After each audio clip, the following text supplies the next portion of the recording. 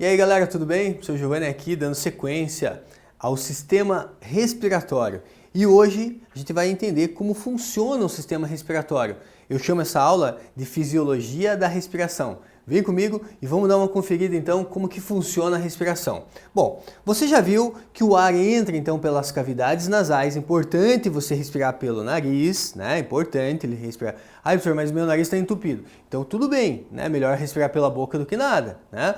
Mas é importante você manter sempre, de preferência, lógico, a respiração pelo nariz. Assim você consegue filtrar o ar, né? Segurar as impurezas, você consegue umedecer esse ar e garantir que ele vai chegar numa temperatura também ideal, beleza?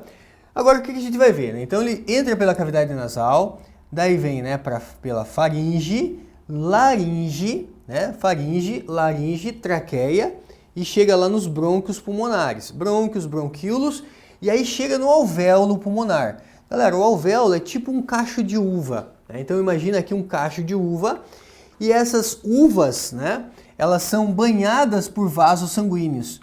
Veja que tem vasos sanguíneos na cor azul e tem vasos sanguíneos na cor vermelha, né? Então o que é o vaso sanguíneo na cor azul? Quando eu tenho um vaso sanguíneo na cor azul, deixa eu colocar assim, ó. Então, vaso sanguíneo aqui na cor azul, né? Vamos lá. Vaso sanguíneo na cor azul significa que é um sangue que ele tem pouco, né? Olha só, pouco oxigênio. Cor azul significa isso, pouco oxigênio. E ele tem muito o quê? Vou colocar a seta para cima, tem muito gás carbônico, né? Tem pouco oxigênio e tem muito gás carbônico. O que é um vaso que eu represento na cor vermelha? Na cor vermelha significa que ele tem muito oxigênio e ele tem pouco gás carbônico, certo?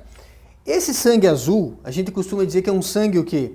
Que é um sangue venoso, né? Sangue venoso. Enquanto esse sangue vermelho, a gente diz que é um sangue arterial. Sangue arterial. Então, quando eu falar para vocês sangue arterial, é um sangue que é rico em oxigênio e pobre em gás carbônico. Quando eu falar para vocês um sangue venoso, significa que ele é um sangue pobre em oxigênio e rico em gás carbônico. Beleza? Então veja que aqui chega um sangue azul, né? Sangue azul porque ele está querendo me dizer, chega vaso aqui que tem pouco oxigênio e tem muito gás carbônico. Então esses vasos, gente, eles estão chegando ali para acontecer o quê? O processo de oxigenação. Porque quando ele sair dos pulmões, esse sangue que vai sair dos pulmões tem que ser um sangue rico em oxigênio e pobre em gás carbônico para abastecer o corpo, né? Porque você inspira, quando você inspira você enche os pulmões de ar e você vai abastecer o seu corpo de oxigênio nesse momento, né? Então o sangue venoso, ele passa, né, a se transformar num sangue arterial depois do processo de trocas gasosas. E essas trocas gasosas recebem um nome, gente. Anota aí para mim, hematose. Né? Hemato quer dizer sangue, hematose quer dizer o quê? Trocas gasosas, né? Trocas gasosas que acontecem em qual parte dos pulmões? Qual parte que acontece? Nos alvéolos pulmonares, tá? Lá nos alvéolos pulmonares é que acontecem essas trocas, né? Veja, uma coisa você vê assim, outra coisa você vê imagens um pouco mais detalhadas, né? Então aqui você vê imagens detalhadas, olha só, chega aqui um sangue venoso, né? Sai um sangue arterial, tá? Chega um sangue venoso, sai um sangue arterial. E esse sangue arterial ele vai lá para o coração vai bombear esse sangue arterial, esse sangue rico em oxigênio, para todo o corpo, certo? Para todo o corpo. E aí, né? Como que acontece o processo de hematose, professor? Tem o sangue arterial, tem o sangue venoso, né? O sangue venoso rico em CO2, sangue arterial rico em oxigênio. Então imagine um vaso sanguíneo que passa aqui pelo alvéolo, ó. Por difusão, o que acontece, gente? Por difusão, você tem aqui, ó, os vasos sanguíneos que banham aqui, ó, tem mais oxigênio onde? Ah, tem mais oxigênio no alvéolo, professor. Então esse oxigênio ele sai do alvéolo e vem para o sangue. Sai do alvéolo e vem para o sangue. Tem mais gás carbônico onde? Tem mais gás carbônico no sangue. Então esse gás carbônico entra no alvéolo, esse gás carbônico entra no alvéolo e você elimina esse gás carbônico, né? Então esse processo de entra o oxigênio no sangue, sai gás carbônico do sangue, nós chamamos de hematose, né? Ou trocas gasosas. Agora a gente vai dar uma olhada como que acontece o processo aqui, né? O mecanismo, a fisiologia durante uma inspiração. O que é inspiração? Quando você cheira uma flor, por exemplo, você está, né, inspirando. Cheirou a florzinha.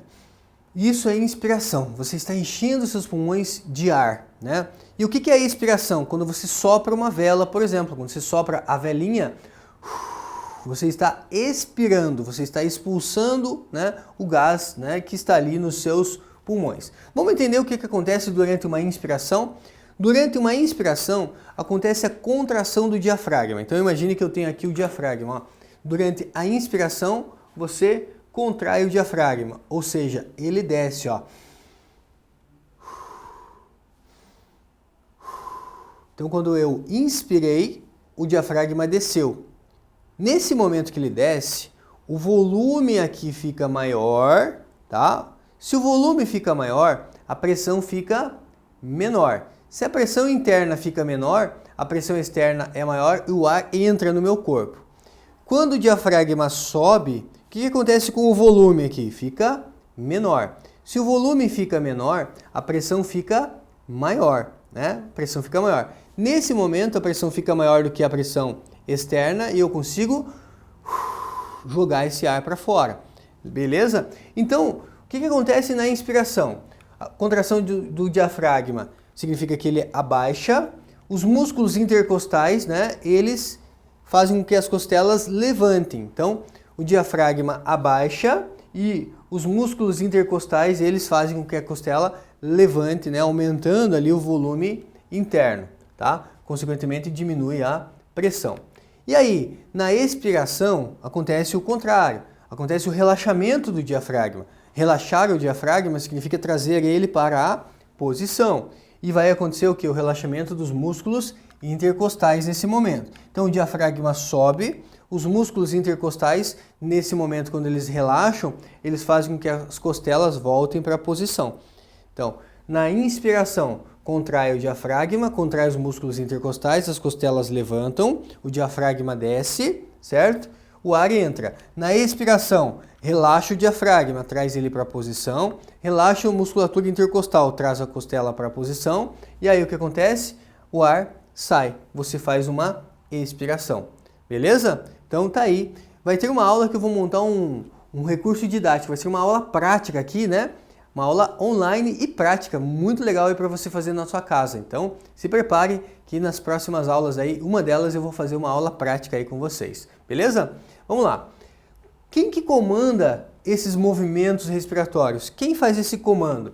Existe uma região do nosso encéfalo chamada bulbo. Então, quem comanda a nossa respiração, veja, você só está pensando em respiração agora, mas quando você esquece de respirar, você para de respirar? Não, você continua respirando. Quando você está dormindo, você está respirando. Então existe uma região do seu corpo, uma região do seu encéfalo, que controla a respiração. Essa região é denominada de bulbo, né?